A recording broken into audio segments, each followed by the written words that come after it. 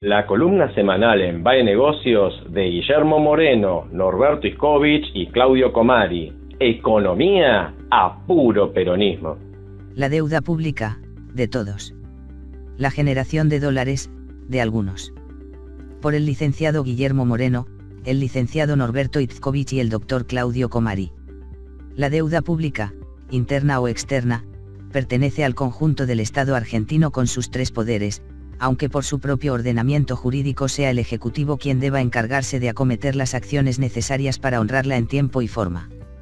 Ella está nominada en pesos u otras monedas, en tanto sus acreedores pueden o no ser residentes en nuestro territorio. La deuda nominada en dólares, euros, yenes, etc., en manos de no residentes, exigible, se encuentra actualmente, según el consenso general, en el orden de magnitud de los 150.000 millones de dólares. A su vez, existen 4 vías a través de las cuales nuestro país puede obtener las divisas necesarias para cumplir con su cronograma de cancelaciones. A. El comercio internacional de bienes y servicios, que realizan personas, en su inmensa mayoría jurídicas. B. La repatriación del principal y o de las utilidades de las inversiones directas de argentinos en el exterior. C. La inversión extranjera directa, IED, y D. La toma de nuevos préstamos internacionales. Respecto del último punto, D. Actualmente el mercado voluntario internacional de deuda permanece cerrado para el sector público argentino. Por otra parte, mientras en términos corrientes no se encuentre equilibrado el flujo de divisas, no cabe esperar que acontezcan los acápites B y C. En consecuencia, resta por analizar el tema de la cuenta corriente de la balanza de pagos CC sobre el cual la autoridad política puede influir. La restricción externa. Históricamente, la restricción externa estuvo ligada a situaciones analizadas mediante el estudio de los ciclos económicos de corto plazo conocidos como Stop and Go. Allí, el problema radicaba en que la demanda de divisas para mantener la tasa de crecimiento económico superaba a la oferta, de manera estructural. Esas crisis derivaban en alteraciones político-económicas que en la historia argentina son bien conocidas. En las últimas 4 décadas ese escenario se complejizó y agravó notoriamente, dado que el incremento del requerimiento de dólares ya no se debe solamente a la expansión del aparato productivo, sino que a ello deben agregarse tanto el que se genera por atesoramiento, como el que deviene de la obligación de honrar la deuda externa.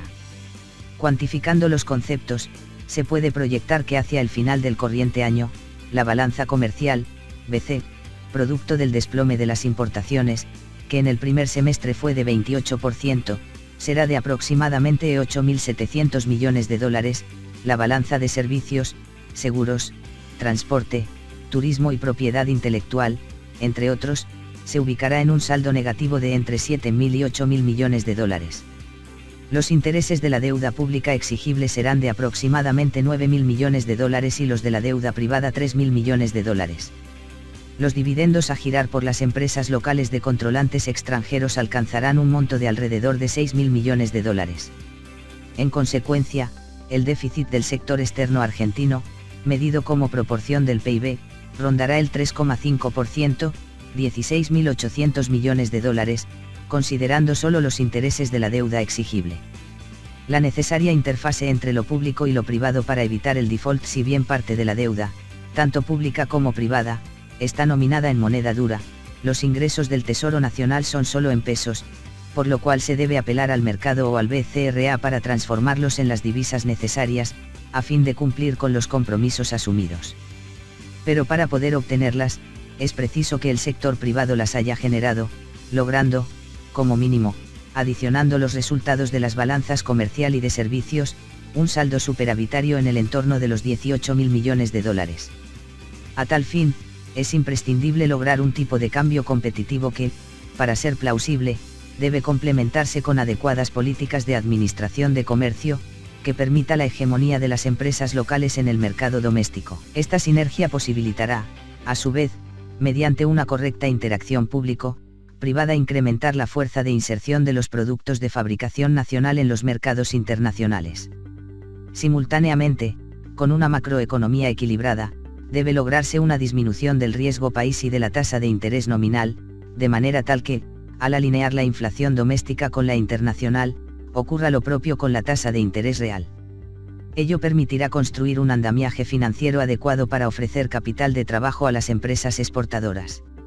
Ello, fundamentalmente, permitirá frenar, y posteriormente revertir, el flujo de atesoramiento en dólares de las personas, físicas y jurídicas, residentes en nuestro país.